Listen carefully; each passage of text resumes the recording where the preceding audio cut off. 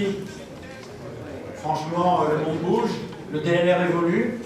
On a quitté les salons de l'Aveyron en disant tiens, on va changer un petit peu. J'espère que vous passerez tous une excellente journée.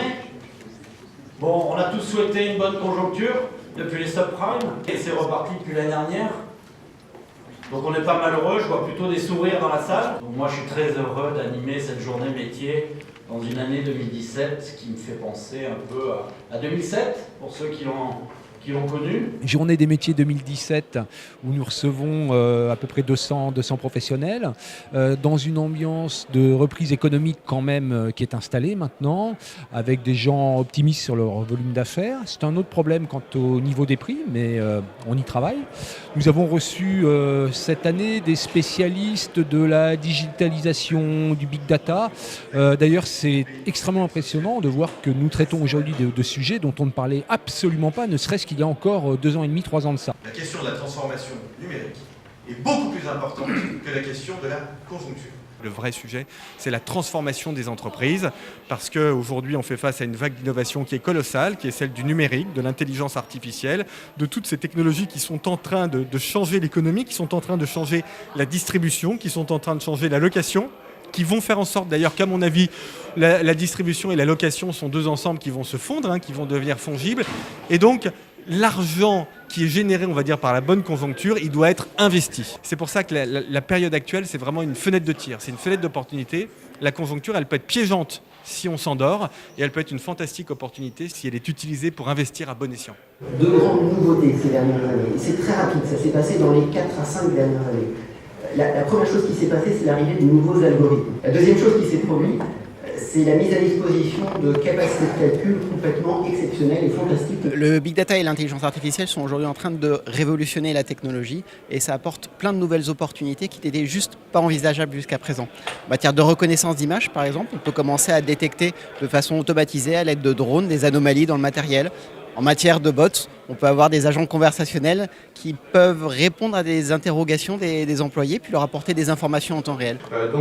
Sur les 9 premiers mois de l'année en cumul, quand on annualise tout ça, on est aux environs de 18 millions de mètres carrés de surface de plancher. 2017 aura été une bonne année pour le secteur du bâtiment, porté notamment par le dynamisme très important sur le marché du logement neuf, mais pas que.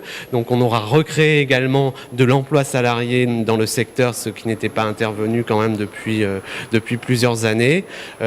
Les prix remontent progressivement, tout comme les trésoreries, mais on a encore quand même un problème sur les marges qui ne sont toujours pas remontées. Aujourd'hui, la confiance est en train de revenir, alors peut-être un peu plus doucement. C'est aussi en lien avec ce que je vous disais, avec cette accélération, cette reprise qui n'est peut-être pas encore là dans le monde rural ou dans certaines régions de France, c'est encore un peu en décalage, mais quand même c'est en train de revenir et c'est de plus en plus partagé par toute taille d'entreprise. Les travaux publics, on a enfin un message plus optimiste à faire passer avec des signaux sur l'année 2017 qui reste néanmoins une année de transition, mais avec beaucoup d'indicateurs qui sont mieux orientés, que ce soit les carnets de commandes, les appels d'offres, des premiers signaux sur l'intérim également, qui nous amènent à penser que l'année 2018 devrait être une année où on va enfin connaître une reprise un peu plus forte dans les travaux publics.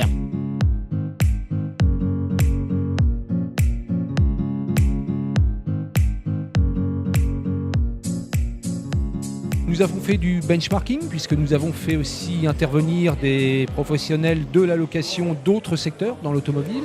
Nous avons produit des études. Les distributeurs ont étudié les réseaux de distribution, l'investissement chez les constructeurs. Ça aussi sont des choses nouvelles. Nous avons aussi témoigné de notre expérience avec certains contrats clients cette année, avec lesquels nous nous sommes rencontrés pour parler de choses qui pouvaient fâcher dans les termes du contrat.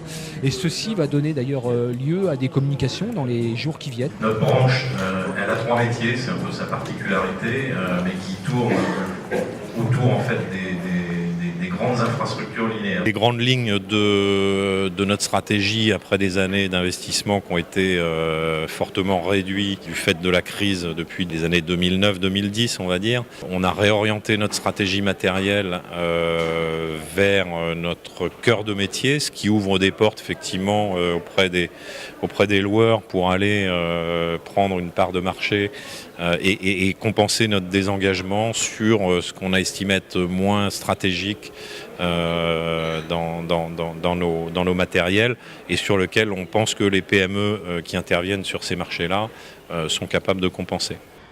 Donc un succès assez rapide de la société. 2 autres agences sont créées à Rennes et à Nantes. Et au cours de cette première décennie, l'affaire est restée familiale et locale. L'intervention a eu lieu à propos du 50e anniversaire de la société Loxam.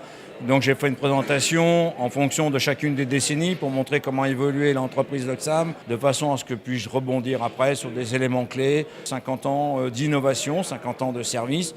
Et donc j'ai mis un petit peu le focus sur chacun de ces points-là pour montrer la rémanence de l'entreprise tout en montrant sa transformation en même temps. Moi je suis tout à fait satisfait de la journée qu'on vient de passer au pavillon Dauphine. Je vais donner rendez-vous bien sûr à tous les adhérents du DLR pour venir au mois de mars, le 22 et le 23 mars, sur Bordeaux bien sûr, ça ne pouvait pas en être autrement, pour un congrès que j'espère de haute volée. Voilà, avec 2 jours qui seront magnifiquement rythmés, j'imagine, avec des experts, des intervenants et l'occasion de tous se retrouver. Voilà, à très bientôt, à Bordeaux, bien sûr.